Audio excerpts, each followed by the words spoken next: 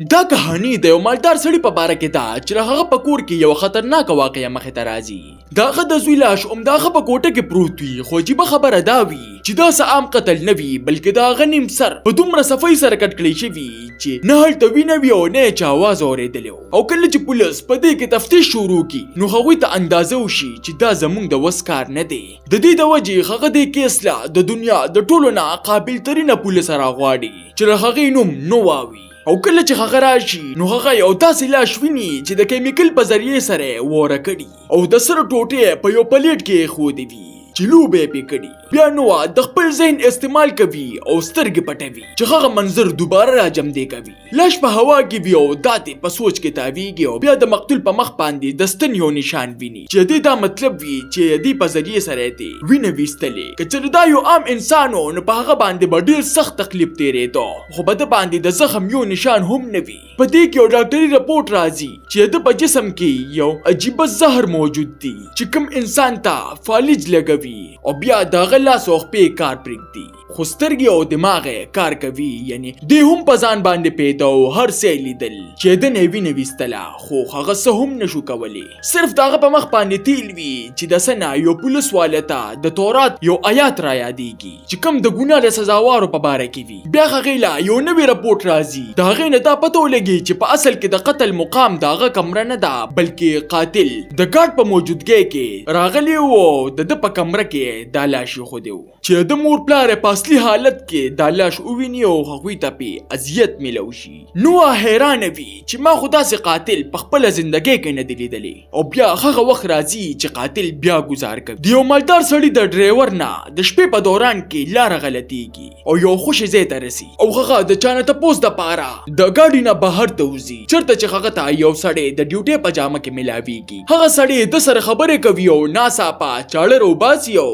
هغه حلالوي. دا هر څه هغه جینۍ ویني. هغه د ځان د بچ کولو دپاره چغې وهي، د ګاډي رڼې وهي، خو هلته څوک هم نه وي. بیا قاتل د ګاډي خواله راځي او د ګاډي شیشې ماتوي او هغه جینۍ ولا په مخ باندې د اور والا سپری کوي چې په کومه باندې هغه شیشې ماتې کړي. او بیا جینۍ د ګاډي نه تښتي او هغه قاتل ښه په قلار ورپسې روان او داسې لګي که چېرې هغه د ښکار نه مزې اخلي. او بیا هغه جینۍ یو زوړ کور ته ورسي او په دې کې قاتل هم ورپسې راځي او د ستن په ذریعې سره بېهوشه کوي. بیا په سبا باندې د هغه جینۍ پلار چې کوم یو لوی کاروباري شخصیت وي هغه ته د دغې قاتل رنګ راځي، خو هغه د ده له دمکونه ونه یریږي، بلکې هغه الټا هغه له دمکې ورکوي چې په یو په عزت کې زما لور را پرېږده، ګینې دا به د ستا د ژوند اخري غلطي وي. خو چې کله ورته هغه خپله مطالبه وایي نو په دې سره هغه حیران پاتې شي. اوس نو او پولیس ته یو ځل بیا د قاتل د ګرفتارولو موقع میلو شي. بیا نو د هغوی کور ته ځي او بیا د هغه جینۍ په کمره کې داخليږي، چېرته چې هغه د دې د زندګۍ مشاهده د دې د کمرې نه کوي چې هغې ته پته ولګي چې دا یو خپلواکې جینۍ وه چې د کمې خپلو تصویرانو، خپلو ویښتو او اسونو سره بې کچې مینه لرله. او کله چې د پلار نه پولیس د قاتل د مطالبې په باره کې تپوس کوي نو هغې د دوی نه پټوي او ورته وایي چې ما نه هیڅ قسمه څه مطالبه نه ده کړې. او بیا په غوسې سره یو ګیلاس ځمکې ته رولي او ورته وایي چې د مور او د پلار سزا یې بچو له ولې ورکوي. په دې سره نو پوه شي چې دا صرف قتلونه نه دي بلکې یو انتقام دی د ظالمانو او د هغوی د بچو نه چې کوم د اوسپنخه کړي دي. بیا دوی ته پته ولګي چې د لور طلاقه شوې وه او دوی د هغې خاوند سره میلاویږي چې هغه ورته وایي چې کیدی شي په دغه شپه باندې دا د اسونو یوې شوله تلله چې نووا او پولیس فوراً دغه ځای ته ځي، چېرته چې دوی ته د اسونو په غوجل کې وینه او د ګاډي د ټیرونو نشانونه میلاویږي. او نووا د اندازې د لګولو دپاره د ځنګل اوچت ځای ته خیجي. خو د هغې یوې ډېره عجیبه خبرې ته پام شي چې ځنګل ټولې مرغۍ صرف یوې لارې ته راټولې شوي. او کله چې هغه دغه ځای ته ورشي نو هغلته د جینۍ ډریور او اس دواړه مړه پراته وي چې د څانګو د لاندې کړی وي. او په دې کې یو سور ګاډی په ډېره تیزۍ سره نو وخلو والوي، خو د هغې سکرټري یې بچ کوي. بیا هغوی په دغه ګاډي باندې ډزې کوي او ورپسې ولګي. او د ګاډو نه د تصویرانو د اخیستلو په دوران کې دوی له مخې له یو ټرک ورځي او د دوی ګاډی کچې ته اړېږي او قاتل یې د ګوتو نه وځي. د دې واقعې نه بعد د دوی ویډیو په سوشل میډیا باندې راځي چې د کسه د وجې د دوی افسران په نووا باندې نور هم زور راوړي چې دا کیس پرې د ولاول لومبنی کیس سرته ورسوه خو نووا ته پته وي چې دا دوانه کیسونه یو بل سره خامخا تړلي شوي او د دوی نه انتقام اخلي. هلته د هغې مالدار سړي لورې په یوې زړې کمره کې قید کړي او د هغې نه یې ویښته کټ کړي او کله به چې هم د هغې سترګې ورتللې نو قاتل به هغه خوب ته نه پرېښودله. کله به یې ورته تیز تیز ورګړبه او کله به یې ورته تیز لیټونه پړقول. قاتل هغې له جسماني تشدد نه ورکو خو دماغي حالت یې وله ضرور خرابول. په دغې شپه دې سره په خوا کې کمرې نه د یوې ښځې اواز راځي چې هغه ورته خپل نوم سینډرا وایي او ورته وایي چې زه یوه عامه ښځه یم چې دې قاتل اغوا کړی یم او دې له تسلي ورکوي. په دې دوران کې نووا د لومبني مقتول مور سره میلاویږي چې هغه یو مشهوره مالداره ښځه چې ښځه دا ومني چې قاتل ماته هم رنګ کړی و او تا څه شی رانه غوښتو چې هغه ما نشو ورکولی. د نووا شک په یقین کې بدل شي چې د مور او پلار د ګناهونو سزا د هغوی بچو له ورکړل کیږي او کله چې هغوی د هغې قاتل په تصویر باندې تحقیق کوي نو په دې کې صرف د هغه لاس راغلی وي او د دوی د ټیم یوه کسه ورته وایي چې د په لاس چې کوم ټیټو دی دا ډېر نایاب دی او دا په دنیا کې صرف یو کس جوړولی شي. بیا د نووا سیکرټري دی له ټیکسي راولي او دا پکې کینی خو ډرایور دی د ډېر عجیبه ښکاره شي چې هغه مخ پټ کړي او په غلطه لار روان وي. کله چې د نووا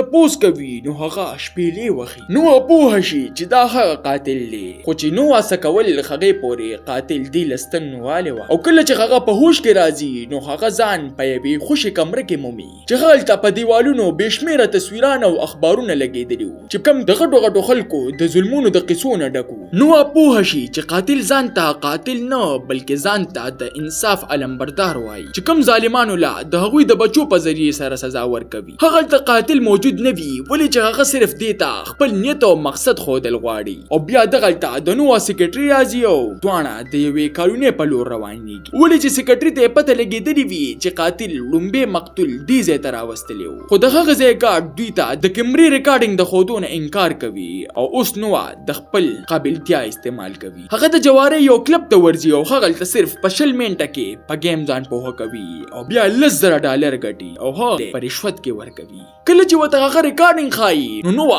فوراً پوهه شي چې په دې کې ګوتې وهلې شوي ولې چې د قاتل ګاډې پکې د سره شتې نه او د قاتل سوچ زموږ نه وړاندې دی. هغوی کیمره کولا وخي چې دوی ته پکې یو اضافي سرکټ میلاویږي چې دې دا مطلب دی چې قاتل زموږ خبرې اوري. بیا د نووا ټیم د هغې ماهر پته لګوي کوم چې هغه ټیټو جوړ کړی و او بیا هغوی د هغه دکان ته ورځي چې هغلته ورته د هغه لور وایي چې هغه اوس تاسو مدد نشي کولی ولې چې هغه په ټول بدن باندې فالج وهلی دی. هغوی هم پریشانه وي چې اوس په څه کېږي خو نووا ورسره د سترګو په اشارو کې د خبرو دپاره وایي چې هغلته هغې ته پته ولګي چې دا ټیټو د ګروپ 4 کسانو جوړ کړی و. بیا هغوی د هغې کسانو پته معلوموي او 3 کسان ورته په ګوتو ورځي چې په هغې کې یو هم قاتل نه وي او یو ملګری یې ورته وایي چې تاسو کم کس پسې ګرځئ هغه خو په یو بم دماکه کې الوتلی او مړ شوي چې د کوم نوم فهاد و. د نووا شک پوخ شي چې دا هغه فهاد و دی چې کوم اوس د هغې دماکې بدل اغوستل غواړي او کله چې هغه دا خبر خپل چیف ته وروي نو هغه ورته وایي چې موږ د فهاد کور معلوم کړي چې د کوم مخې ته د فهاد ګاډی هم ولاړ دی او موږ ته په هغه د ګوتو نښانونه هم میلو شو. نو هغوی خبرداروي چې فهاد دومره قمقل نه دی چې خپل ګاډی دغلته پرېږدي خو دا یو چال دی چې تاسو په دې کې مصروف کړي او هغه خپل اصلي مقصد ته ځان ورسوي. بیا هغه د خپل سیکرټري سره یوې پاگلخانې ته ځي چې د کوم ځای نه هغوی ته د فهاد د لاسو جوړ کړی شوي عکسونه میلاویږي چې د هغې نه هغوی ته پته ولګي چې فهاد قابل سره یو دهایي بغضي انسان هم دی چې دوی ته اندازه وشي چې کیدی شي فهاد د قسطه پولیس په خپل نقلي پته باندې راغوښتلي او همداسې وشي. کله چې پولیس د هغه کور ته را داخل شي نو فهاد دغلته بم پیټ کړی وي او هغه د کیمرې په ذریعې سره د هغوی تماشه کوي. د سره خپل لور هم موجود وي دا هغه سینډرا نومې جینۍ وي چې کوم د هغې مالدار سړي لور سره په خوا کې کمره کې قید وه او دا اصل قاتل وي. په دې کې یوه غټه دماکه کیږي چې پکې ډېر افسران والوزي. یو خوا نووا د فهاد د لیونتوب او د لور د منصبو په سوچ کې وه او بل طرف ته سینډرا د نووا د زوی سکول ته داخليږي او هغلته ټول استادان مړه کوي او هغه اغوا کوي او بیا فهاد نووا ته رنګ کوي چې نووا پوه شي چې دا د دوی اخري رنګ دی. هغوی ورته وایي چې ستا زوی مونږ سره دی او که چېرې ته مونږ ګرفتارول او خپل زوی بچ کول غواړي دومره خو باته پته وي چې ما په پلار چرته دماکه شوی وا خغلته راشه. بیا نو سره د خپل سیکریټري جون سره په هغه سورنګ کې داخليږي چرته چې دیتا یو ور ملاويږي. خو څنګه چې هغه مخکې تلو والوي هغه یو نری تار ویني چې هغه یو بم سره ټچ وي. بیا هغه په احتیاط سره د هغه نه وروړي او په دې کې هغه یو په دیوال جوړه شوی نه خویني چې هغه د دوی د حکومت وي. دې سره هغه ته د فهادو کمره را یاد شي چې په هغه کې د اتو غټو محکمو تصویران لګیدلی وو چې دا د هغوی اخیری ټارګټ دی. بیا هغه د قسطه یو د پولیس आवाज ریکارډ کوي چې پولیس ته ځان حواله کې دا بل ستاسو لپاره خوي او دې سره به ستاسو په سزا کې کمی وکړلی شي او بیا